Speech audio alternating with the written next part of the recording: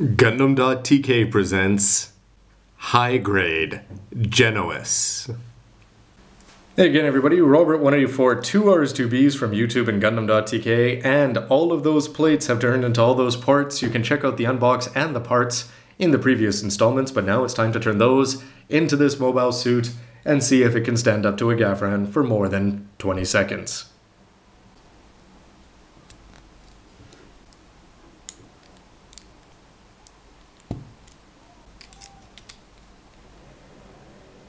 When it's all put together, it certainly comes across as looking like a cartoony bit of vaguely military hardware. It does look like a cartoon, I don't know, it has sort of an 80s vibe for me. But regardless of that, you're going to have some gray inner frame showing through, which is good. You've got the pink parts, which stand out in good contrast to the white parts. The gray up on the shoulders certainly help. The head, though, is the real winner, though, just because that visor is going to make it look so unique. But the other thing that I really like about this is just the thruster on the back, but that whole skinny waist section as it spins into view here. If you take a look, you're just going to have that very little bit down below, and you can actually see the gray from the back if you're looking at it from the right angle.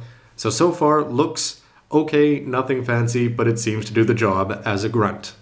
In terms of mobility, you're able to bring the legs forward this much, and off to the side, you can bend them up that much because the side skirts don't get in the way. If you bring the legs forward, you can bend the knees all the way back, which is going to give you a very interesting looking kick.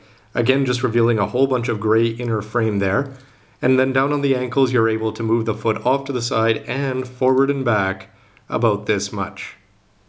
To the upper body, where you're able to bring the arm around, rotate it here at the shoulder, and bend it up this much. Remember that the shield is going to mount on the back of the hand, which could be a little bit dull, but you are able to pop the shoulders out ever so slightly if you can see it there on the polycap, although to do it much more you might pop it right out.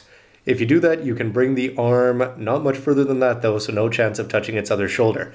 In terms of the actual waist though, this is the remarkable part. You're able to spin it all the way around, and if you chose to, you can turn it all the way this way so he can look at you very, very quizzically as to why he'd be in a pose like this.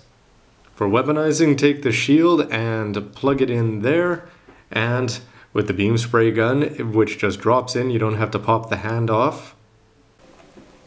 Fully armed up with no backpack or spoilers or anything fancy to talk about, you've just got a shield which is only going to change the effect on the left hand. You can change the manipulator if you chose to, and that beam spray gun just blends right in, you hardly notice it at all. So whatever I said before in my comments, I think they pretty much stand. It does come across as looking very copish, if you will, just because it's got such simple armament. It looks like something you could see around patrolling colonies and things like that. Well, if that existed. For size comparison, I think there's no doubt which one old school fans of Gundam will be enjoying, even though Unicorn is pretty new. We've got the Jesta, which is Special Ops, and over here we have just the generic Jim Genoese. Would be interesting to stack these two up in sales though and see which ones ends up being bought more, especially at that $1,200 or a little bit more price point. As the Genoese lines up with its replacement, the Super Robot Savior Age 1 Normal there on the right, you'll notice that you've got just such a sleek design for the Age 1 Normal.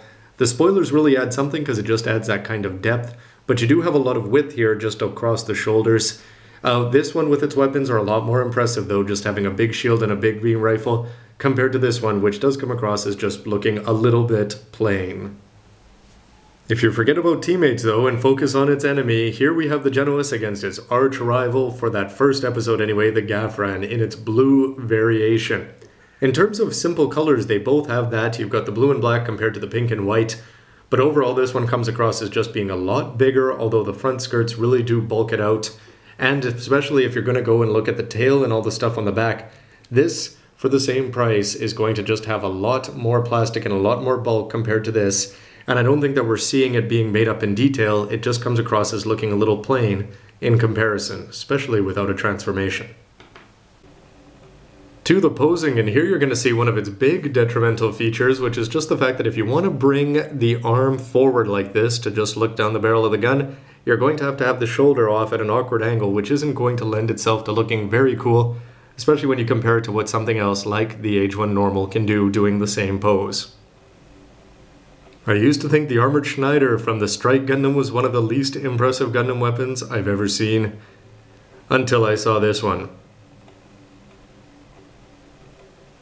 Replace the beam stick with a beam saber though, and it's a little bit more acceptable. It looks very gymish. And the shield does come across, but it's not going to offer a lot of protection. The legs are in a somewhat awkward position here, but that's just to show you that you can twist them into all sorts of positions, and they are doing a pretty good job. Especially the ankles, they have more mobility than I figured from just putting it together. With the help of an Action Base 2, or in this case the Nobel Gundam Berserkers mode stand, check out its review if you're interested. You can certainly bring out some of the power of the Genoese, if you will.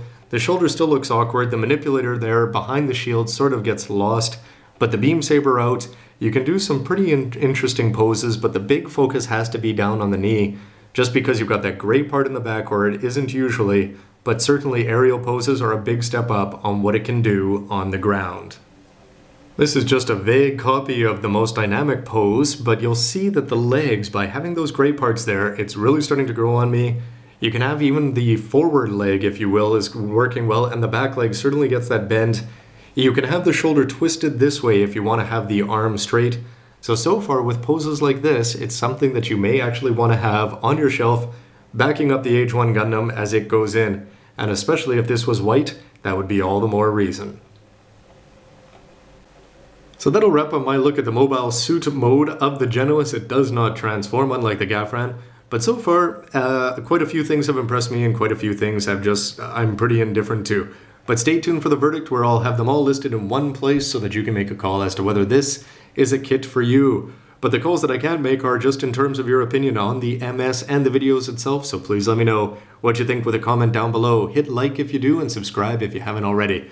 Thanks for watching, everybody. Robert184, Gundam.tk. Lots more to come. See you next time. So what do you think of that teaser? It's sort of too bad that all the action happened off screen though. Oh, well, I suppose it really was that easy. I suppose I should admit that this is the only reason that I really bought the Genoese. Was it worth it?